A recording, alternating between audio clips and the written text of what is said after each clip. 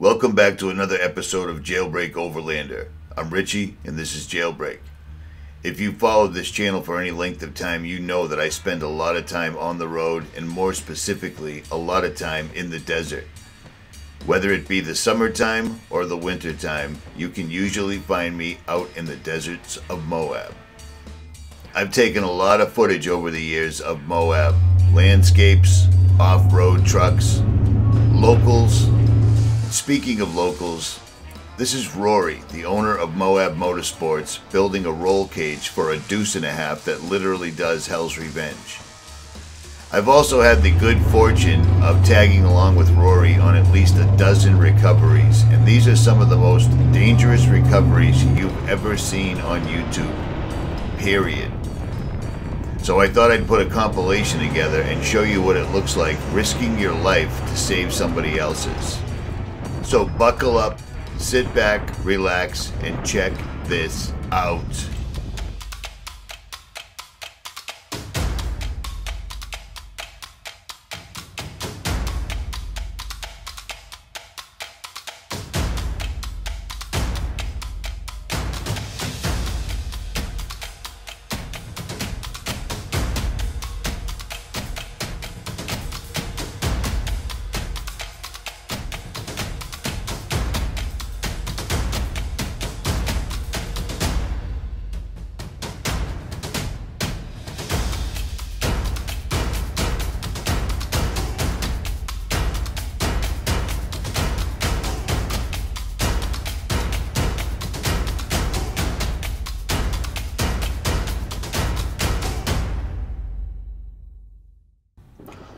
So if you've been out to Moab, it is not uncommon to see a Jeep, a Toyota, on 40s doing an obstacle like potato salad. It's pretty common. But also, if you've ever been to Moab, it's not uncommon to see this 454 powered dually tow truck doing the same obstacle, except he's doing it in reverse. The man that built that truck and the man that's driving that truck is Rory Irish, the owner of Moab Motorsports. And I tagged along with him numerous times on a variety of recoveries. And these were some of the most dangerous recoveries I've ever seen anywhere. If you're going to take your vehicle to Moab on some of the more off the beaten track trails, it's always good to have this guy's business card in your pocket. If anyone's going to come and rescue you and not destroy your vehicle doing it, it's definitely going to be Rory. So here we go. Let's start in the snow. Now this call came in at 6 o'clock in the morning. It was still dark out when we headed down to this bluff. A couple of locals decided to drive their Jeep onto a trail, and it started to snow. The trail was already completely mud. I don't know if you can notice, but Rory's KM3s are completely packed with red clay. You know the type of dirt I'm talking about. It does not come out, and it does not lend itself to traction. Not only that, but this guy's truck was stuck right on the very edge of a cliff, and it was a considerable drop to the bottom. Rory hooked him up and made it look like child's play. Now bear in mind, this trail was so bad that I left my triple-locked 37-inch tired supercharged Land Cruiser at the end of the trail because I didn't want to risk it. But to Rory, I guess it was just all in a day's work. He pulled the guy all the way down this road, and even though I'm getting aerial footage, it still doesn't do it justice. This trail was tight, and it was a significant drop off the side. It was bad enough that the road was all red mud, but the red mud was covered with snow, and that is a sheer drop straight down. But, as per usual, Rory got in there, risking life and limb, and pulled the guy right out. No damage to the vehicle, no damage to the trail, and no damage to the cameraman, which is the most important thing. So let's fast forward a little bit and go hit hell's revenge, shall we? So the next call came in the same day. This is the other side of the cliffs, so there's not as much snow. But it turns out a guy with a right-hand drive Jeep had broken his steering box right at the entrance of Hell's Revenge. Now, if you've ever been there, you know that it's a very dicey area. Unfortunately, one of his friends got in my way and stole most of my footage. They claimed they were going to send it to me, but they never did. But let me tell you this. Driving out of Hell's Revenge, especially with the new exit, is scary enough. You can't see where you're going, and there are no guardrails whatsoever at all. If you make a mistake, you go over. Just like this. I'm driving my Land Cruiser and my knuckles are white. Now imagine driving a tow truck with a disabled Jeep on the back out of this exit. And that's exactly what Rory did. Didn't damage the truck, didn't damage the tow truck. He made it out alive. But the day ain't over yet. Just when I thought it couldn't get any worse, we get a call from a guy that broke his truck the night before. It was stuck directly in the middle of Fins and Things. Fins and Things isn't the most difficult trail, but while I was there, I did see two heavily built Jeeps flip over, because it happens. This guy ripped off his entire driver's side tire completely.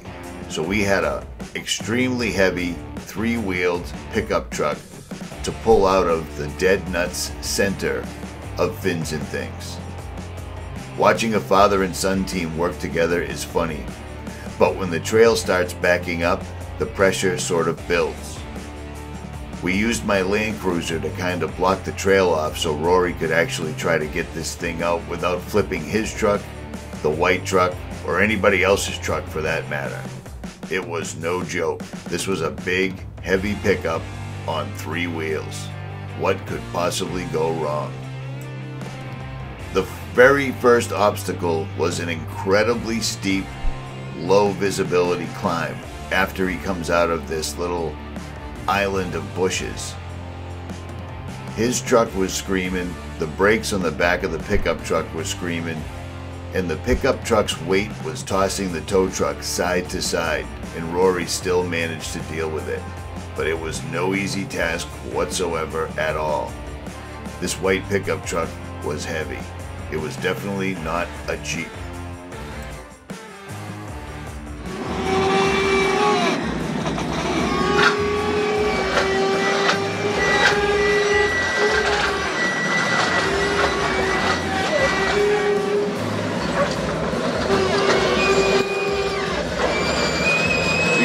You got him.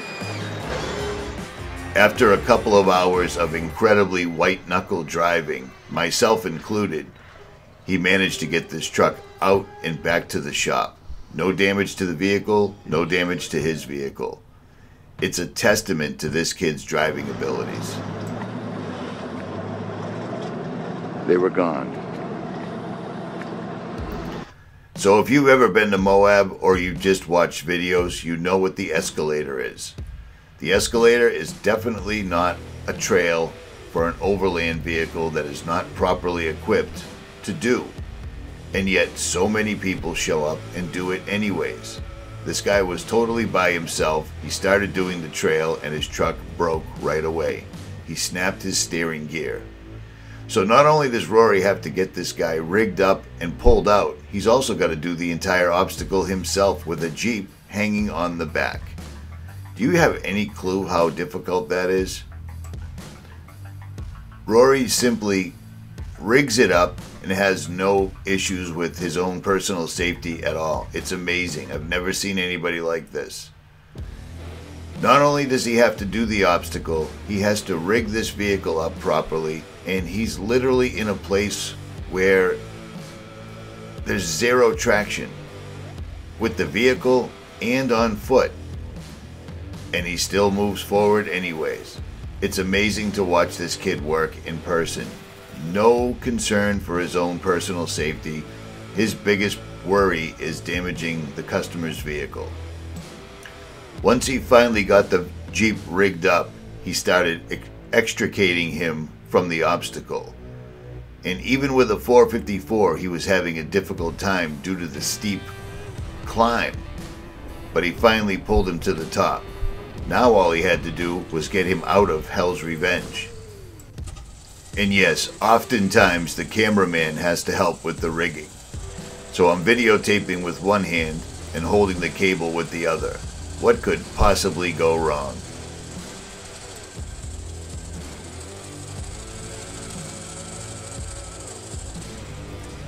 Towing a vehicle out of a mud bog or out of the woods is one thing.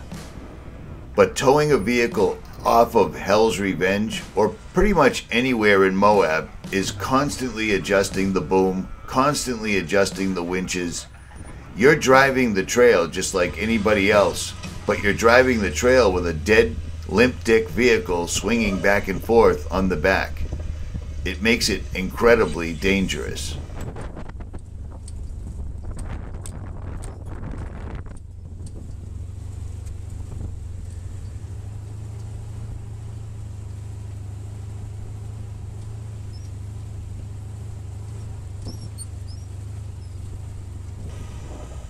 Now let's remember, this is the place that people drive every year just to test out the capabilities of their off-road vehicles. Rory does this just like anybody else, but he does it with a dead vehicle on the back, usually with a person driving the vehicle behind him or steering and braking it that didn't have the common sense to not bring their overland vehicle up the escalator. And yet somehow he manages to bring them home almost every single time without a scratch. It's a testament to his driving abilities. And he's humble. He doesn't brag. He's not a showboat, but he does it every time. It's amazing. Incredibly dangerous, and he doesn't seem to care. His main concern is getting the vehicle back safely without a scratch. Period. Yeah, keep dragging him the way you are. He's on the ledge.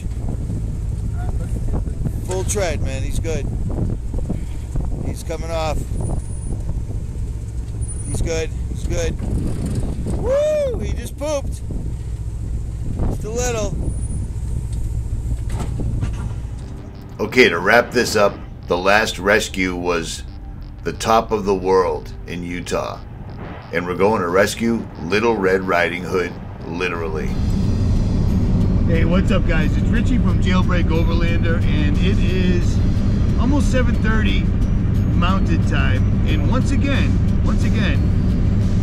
I'm with Rory Irish, and we are heading to a very, well, some people call it the top of the world.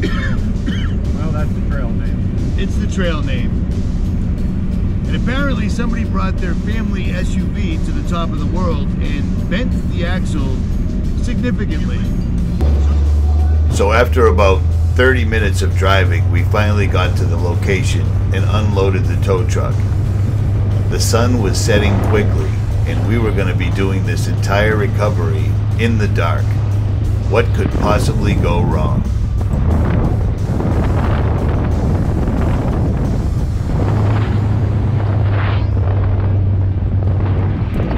With the sun going down and darkness setting in, Rory tried to make up for lost time every place we possibly could. Like this.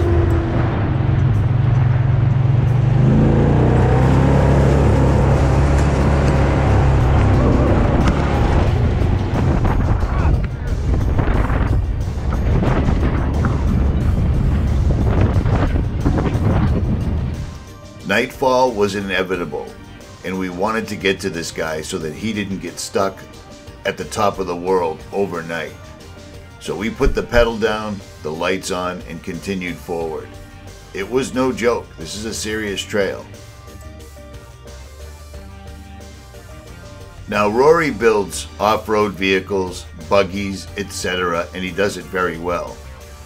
He purpose-built this Chevy pickup truck into the monster that it is for just such an occasion as this. This truck climbs over obstacles like they're not even there. It's pretty amazing for such an old truck. She ain't much to look at, but she's a beast.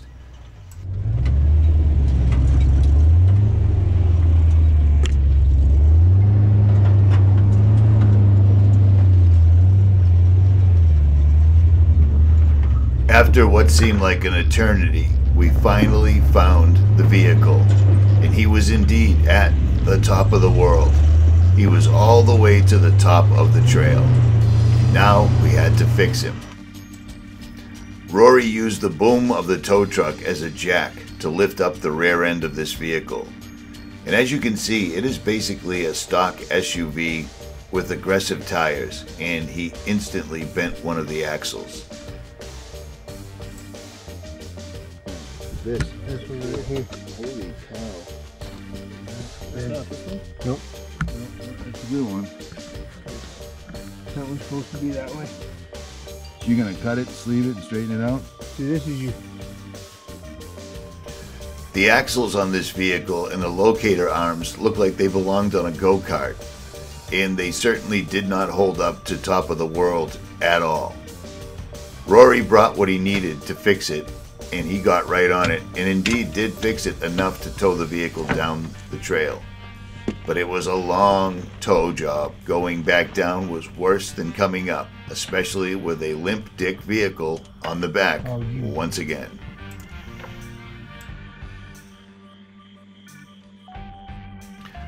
Rory got the entire thing buttoned up enough where we could actually risk towing him back down the mountain, which is exactly what we did in the pitch black night. No joke whatsoever at all. Now the reason I call this Little Red Riding Hood is this young fella decided to name his vehicle Little Red Riding Hood. So there's that. I found it quite strange, peculiar, queer, unusual, but it is what it is.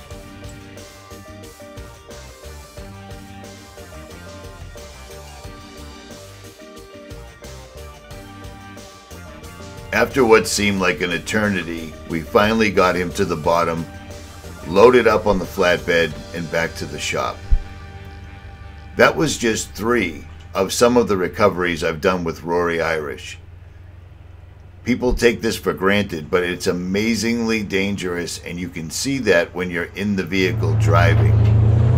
Rory makes it look like it's just no big deal. At any rate, I hope you enjoyed this video. If you did, make sure you hit that like, share, and subscribe button. Leave a comment, and I'll return the favor. Links to Rory Irish's YouTube video and to his website are in the description. I am out.